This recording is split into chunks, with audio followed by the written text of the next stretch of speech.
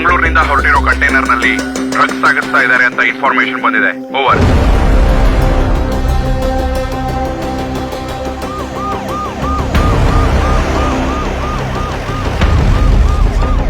ಆ ಕಂಟೈನರ್ನಲ್ಲಿರೋ ಡ್ರಗ್ಸ್ ಯಾರಿಗೆ ಸಿಕ್ಕರು ಜಾಕ್ ಪಾಟೆ.